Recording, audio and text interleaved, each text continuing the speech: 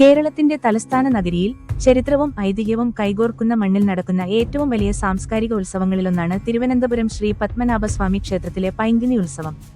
മലയാള മാസം മീനത്തിലെ രോഹിണി നക്ഷത്രത്തിൽ കൊടിയേറി.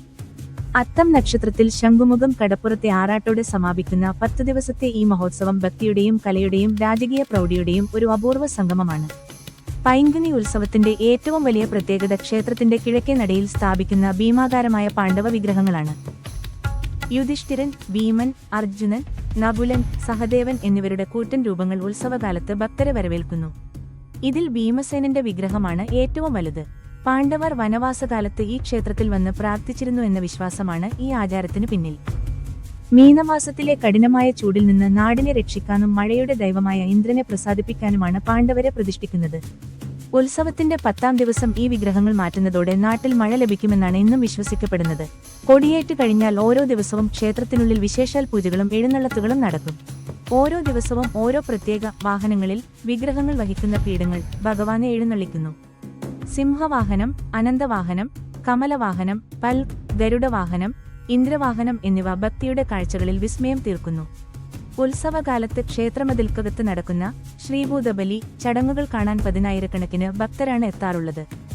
8ാം ഉത്സവം ദിവസം രാത്രിയിൽ നടക്കുന്ന വലിയ കാണിക്ക എന്ന ചടങ്ങ് ഏറെ പ്രാധാന്യമുള്ളതാണ്. ഭക്തർക്ക് തങ്ങളുടെ സമർപ്പണങ്ങൾ നേരിട്ട് ഭഗവാന് സമർപ്പിക്കാനുള്ള സന്ദർഭമാണിത്. 9ാം ദിവസം രാത്രിയിൽ നടക്കുന്ന പള്ളിവേട്ട മറ്റൊരു സവിശേഷമായ ചടങ്ങാണ്.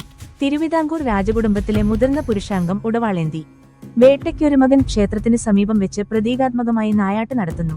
തിന്മയുടെ മേൽ നന്മ നേടുന്ന വിജയത്തിന്റെ അടയാളമാണിത്. പൈങ്കുനി ഉത്സവത്തിന്റെ ഏറ്റവും മനോഹരമായ കാഴ്ച 10ാം നാൾ വൈകുന്നേരം നടക്കുന്ന ആറാട്ട് ഘോഷയാത്രയാണ്. പത്മനാഭസ്വാമി, നരസിംഹമൂർത്തി, കൃഷ്ണസ്വാമി എന്നീ വിഗ്രഹങ്ങൾ സ്വർണ്ണ ഗരുഡ വാഹനങ്ങളിൽ എഴുന്നള്ളിക്കുന്നു. ചരിത്രമുറങ്ങുന്ന ഈ യാത്ര നയിക്കുന്നത് തിരുവിതാംകൂർ രാജകുടുംബാംഗങ്ങളാണ്. അവർ നഗ്നപാതരായി കയ്യിൽ ഉടവാളേന്തി ഭഗവാൻ അകമ്പടി സേവിക്കുന്നു. കേരള പോലീസിന്റെ സായുധ സേനയുടെ ഗാർഡ് ഓഫ് ഓണർ ഈ ഘോഷയാത്രയ്ക്ക് രാജകീയ ഗാംഭീര്യം പകരുന്നു. ഈ ഘോഷയാത്രയുടെ ഏറ്റവും വലിയ സവിശേഷത അത് കടന്നുപോകുന്ന വഴിയാണ്. തിരുവനന്തപുരം അന്താരാഷ്ട്ര വിമാനത്താവളത്തിന്റെ റൺവേ മുറിച്ചുകടന്നാണ് ആറാട്ട് ശംഖുമുഖം കടപ്പുറത്തേക്ക് പോകുന്നത്. ഭഗവാന്റെ യാത്രയ്ക്കായി ലോകപ്രശസ്തമായ ഒരു വിമാനത്താവളം റൺവേ അടച്ചിടുകയും വിമാനങ്ങൾ വഴിമാറുകയും ചെയ്യുന്ന ഈ അപൂർവ കാഴ്ച ലോകത്ത് മറ്റൊരിടത്തും കാണാൻ കഴിയില്ല. ശംഖുമുഖത്തെ അസ്തമയ സൂര്യന്റെ ചുവപ്പിൽ സമുദ്രതീരത്തെ പുണ്യസ്നാനത്തോടെ ആറാട്ട് 10 ദിവസത്തെ പൈങ്കുനി ഉത്സവം മംഗളമായി സമാപിക്കുന്നു. ആചാരങ്ങൾക്കൊപ്പം തന്നെ കലകൾക്കും വലിയ പ്രാധാന്യം ഈ ഉത്സവത്തിനുണ്ട്. കൂത്ത്, കൂടിയാട്ടം, കഥകളി തുടങ്ങിയ ക്ലാസിക്കൽ കലാരൂപങ്ങൾ ക്ഷേത്ര പരിസരത്ത് അരങ്ങേറാറുണ്ട്. പഴയകാലം മുതൽക്കേ കേരളത്തിന്റെ സാംസ്കാരിക തനിമ ചോരാതെ നിലനിർത്തുന്നതിൽ പൈങ്കുനി ഉത്സവം വലിയ പങ്ക് വഹിക്കുന്നു.